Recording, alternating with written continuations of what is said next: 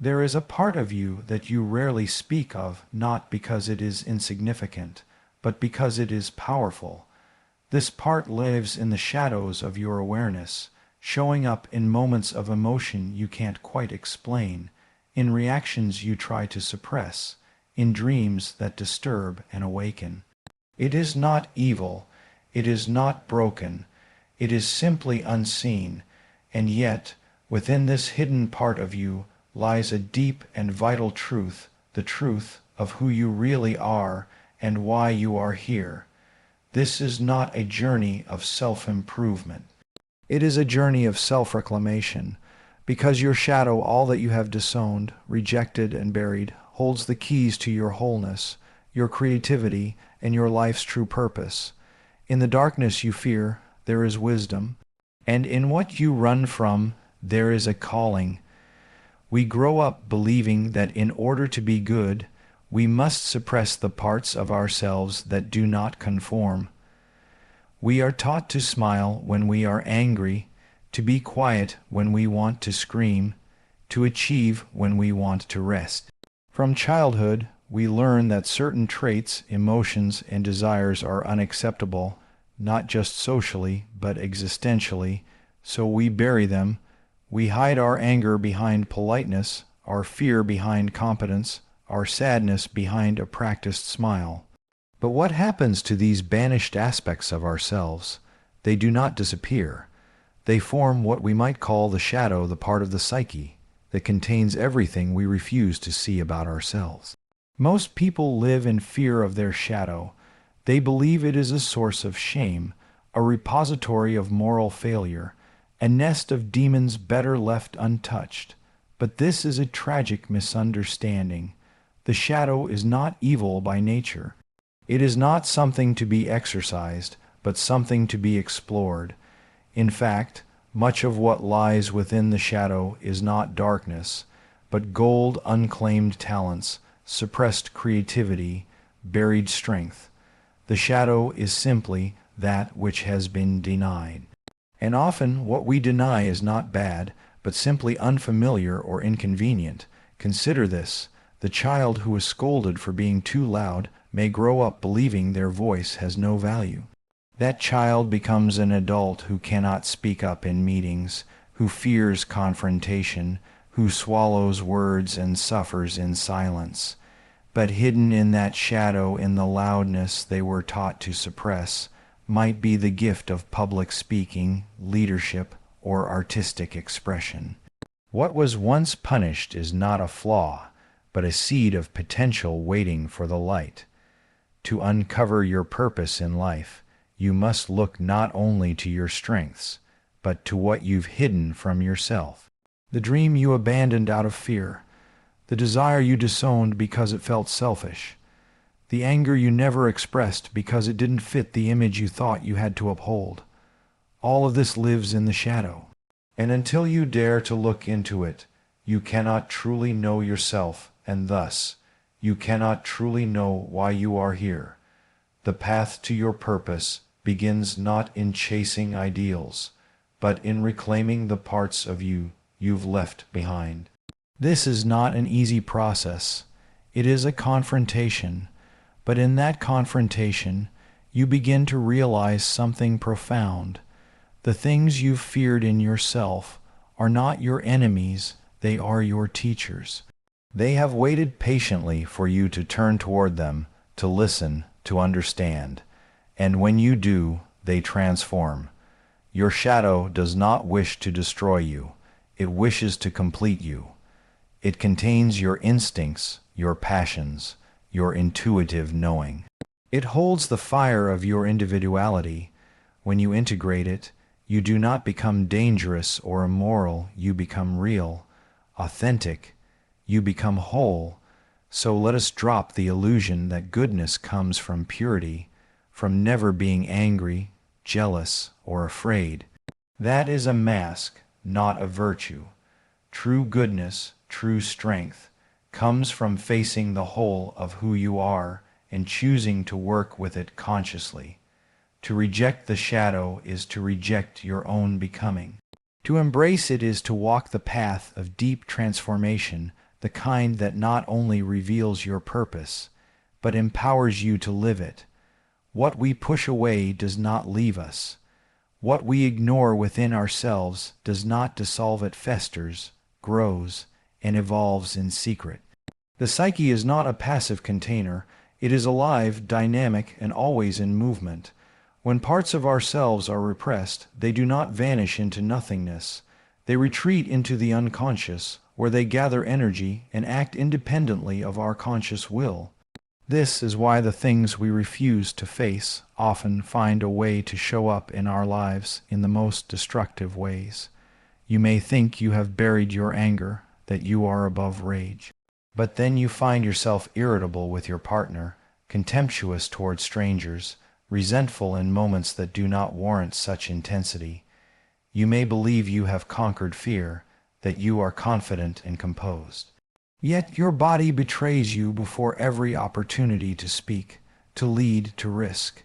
You may convince yourself you have forgiven someone, but the weight in your chest says otherwise every time their name is mentioned.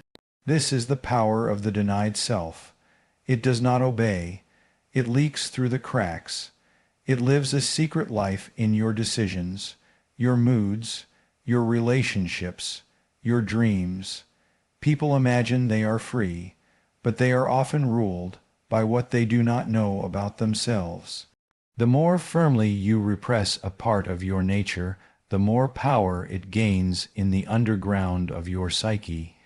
Like a neglected child, it begins to act out, not with words, but through projection, sabotage, and emotional chaos.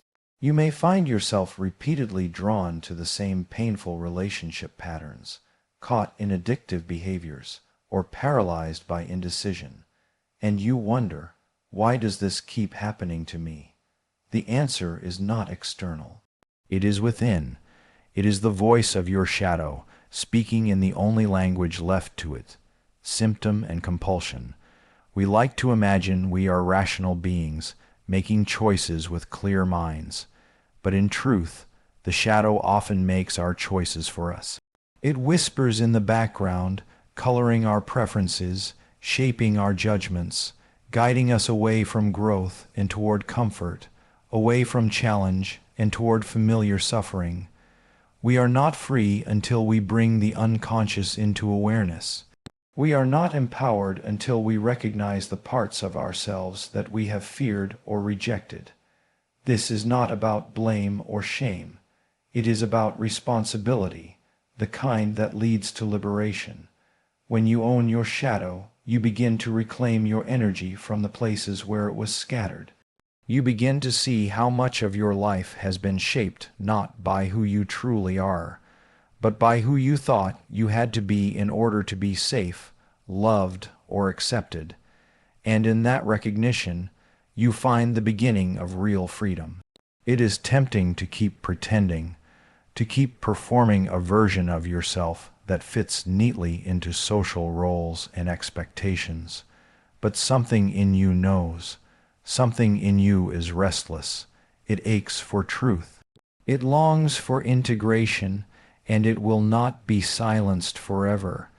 At some point, the shadow demands to be seen, not out of malice, but because it contains too much of your essence to be left behind. The more you deny it, the more it will control you. But the moment you turn toward it, everything changes. You begin to understand your reactions, your fears, your desires. You see yourself more clearly, and with that clarity comes power. The path of self-awareness is not smooth. It is not a line of ever-increasing light. It is a spiral with many descents into darkness. But in those descents, we find the raw material of transformation. We discover the pieces of ourselves that were lost, stolen, or given away. We reclaim our wholeness not by transcending the shadow, but by embracing it as an integral part of the soul's journey. It is a strange paradox that the very parts of ourselves we hide away disown, or fear the most often contain the greatest revelations about who we truly are. We spend years constructing a personality, a mask that the world will accept, perhaps even admire.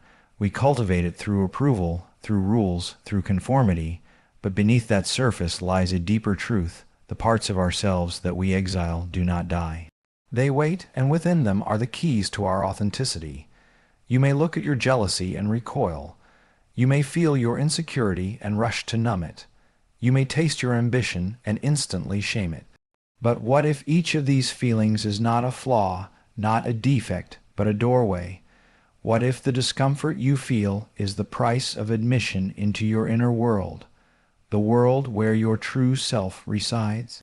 The self that is not bound by expectation, not constrained by fear, not shaped by habit, but burning with a distinct and original spark. When people search for their purpose, they often look upward or outward.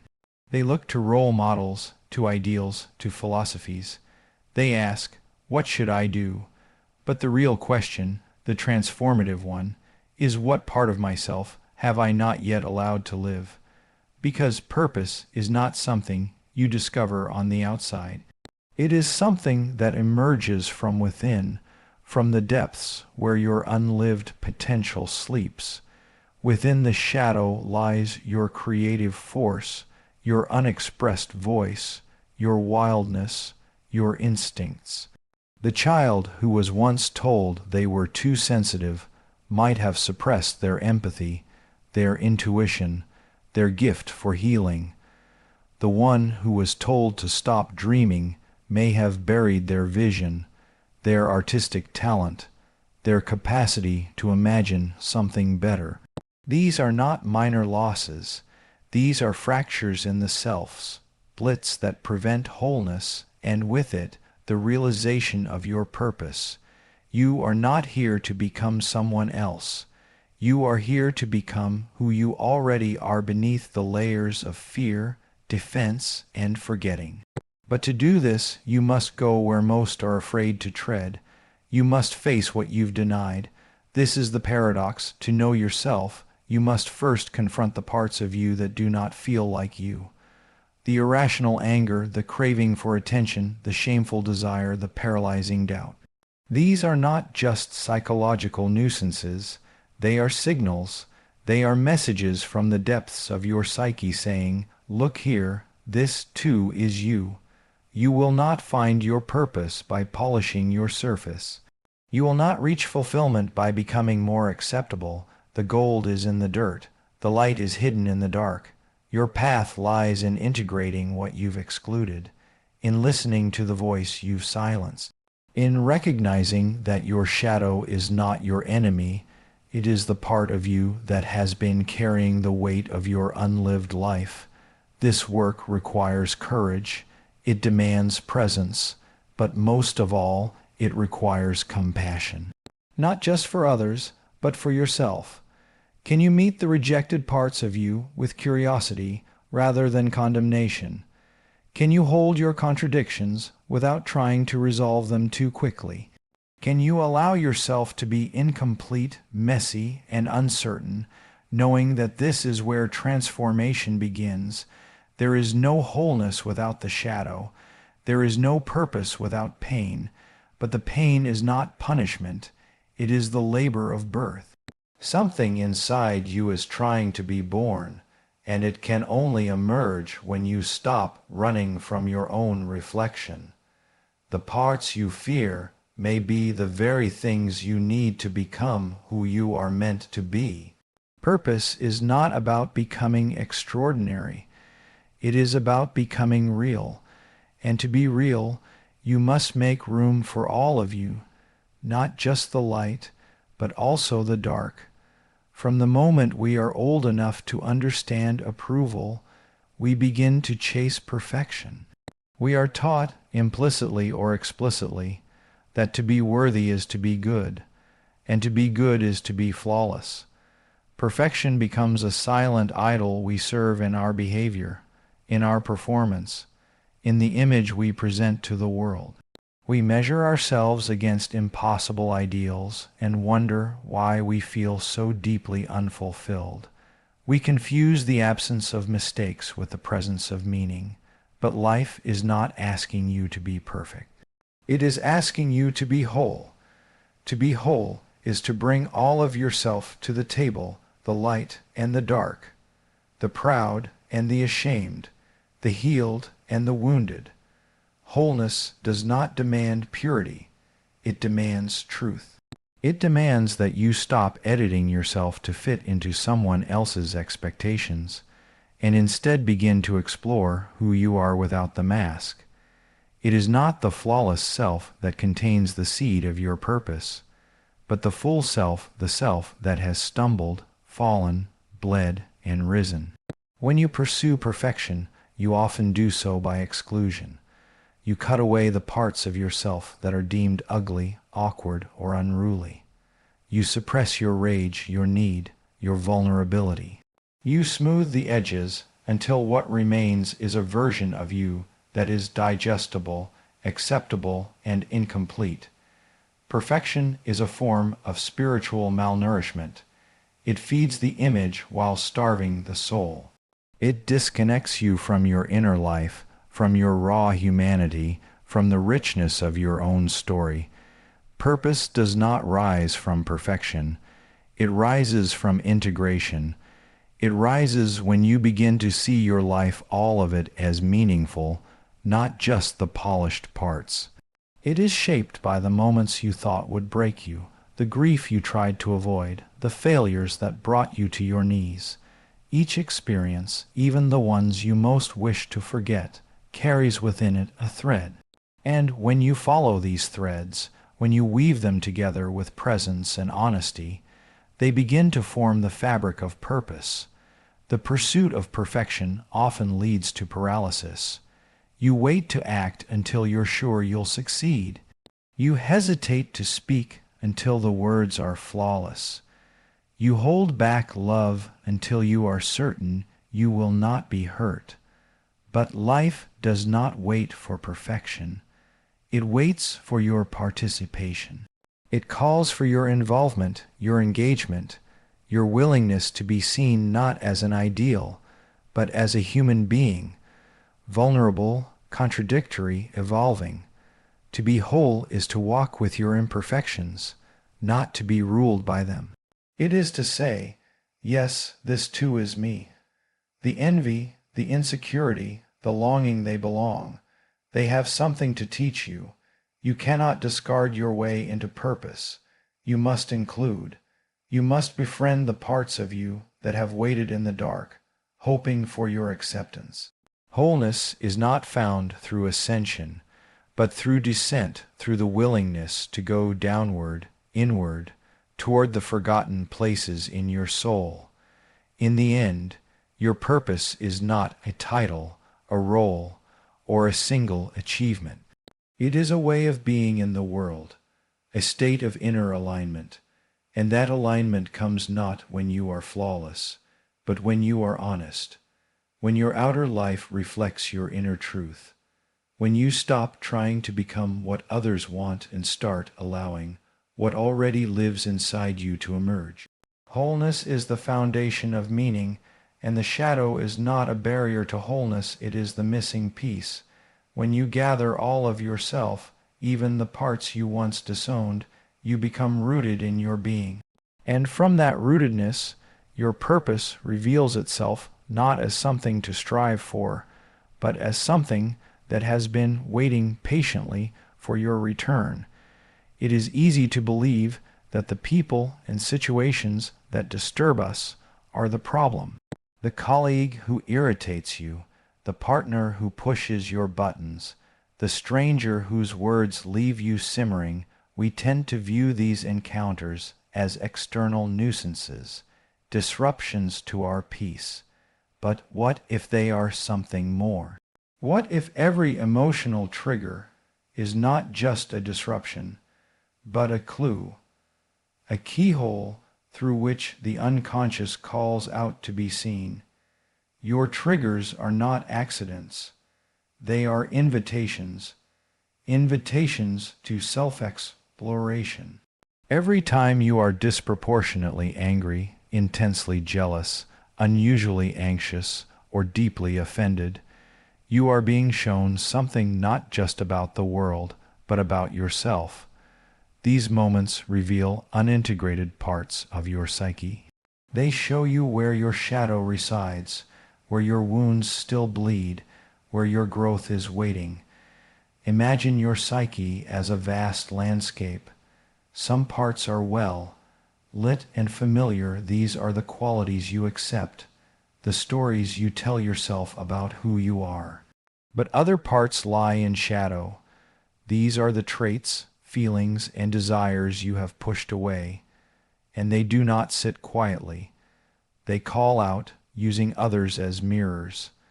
They manifest in projection. What you cannot accept in yourself, you will find intolerable in others. What you cannot see in yourself, you will be endlessly drawn to or repelled by in those around you. That person who infuriates you with their arrogance, could they be reflecting a part of you that craves confidence, but was never allowed to express it? The person who seems overly emotional, do they mirror the vulnerability you have learned to suppress? The one who acts impulsively, might they awaken a freedom inside you that has been buried beneath responsibility and control? These are not rhetorical questions. They are the beginnings of inner inquiry. Each trigger is a thread. When followed, it leads you inward, into the hidden rooms of your soul. It leads you to the stories you inherited, but never questioned. To the roles you play without knowing why. To the parts of you that were exiled in order to survive or be accepted. The goal is not to stop being triggered, that would be to stop being human. The goal is to become conscious of what the trigger is pointing to turn the discomfort into dialogue.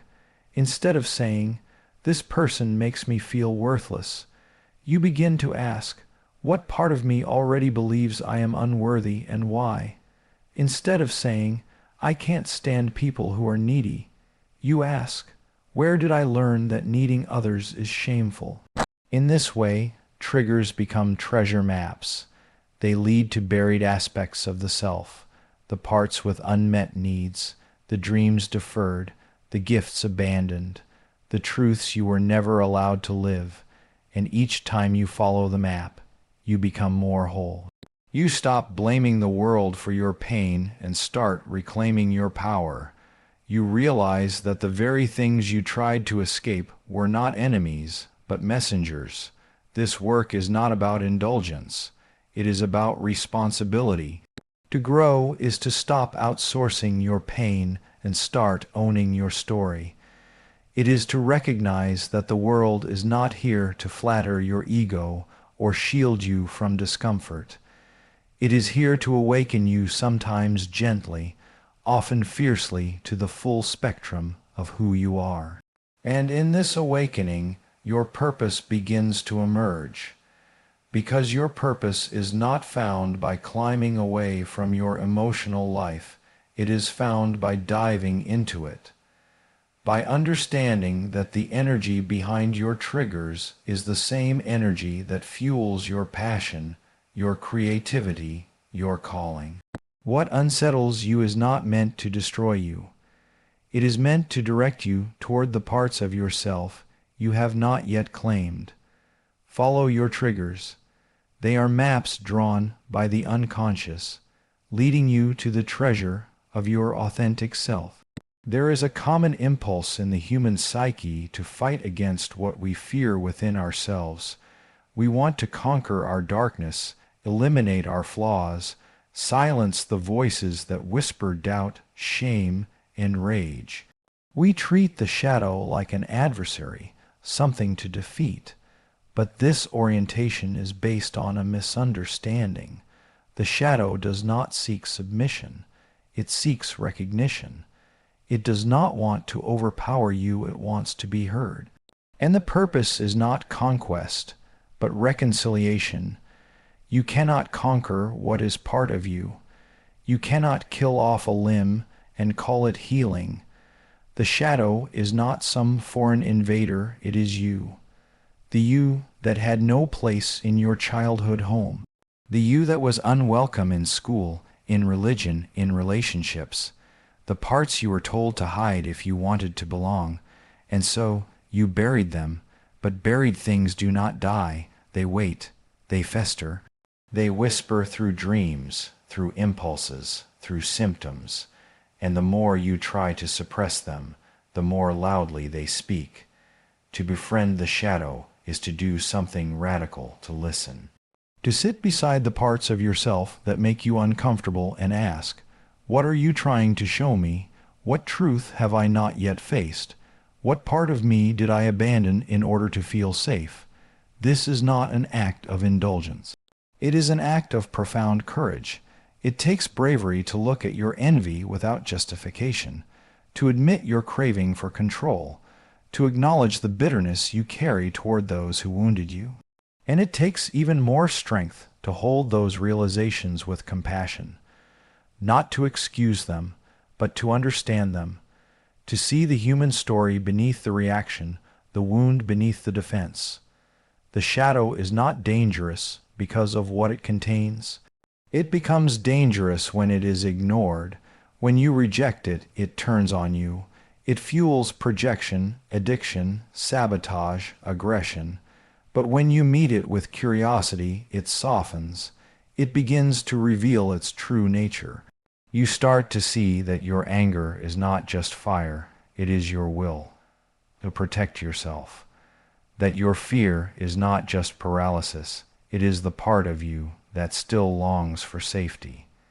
That your pride is not just arrogance, it is a defense against the pain of invisibility. Befriending the shadow is a process. It is not a one-time encounter, but an ongoing relationship. It requires humility, the willingness to admit that you do not know everything about yourself. It requires patience, the ability to stay with discomfort without immediately resolving it. And it requires presence, the willingness to remain conscious even when the truth is inconvenient.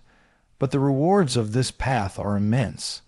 As you begin to integrate the parts of yourself you once rejected, something remarkable happens. You become more whole. You gain access to a broader range of feeling, expression, and vitality.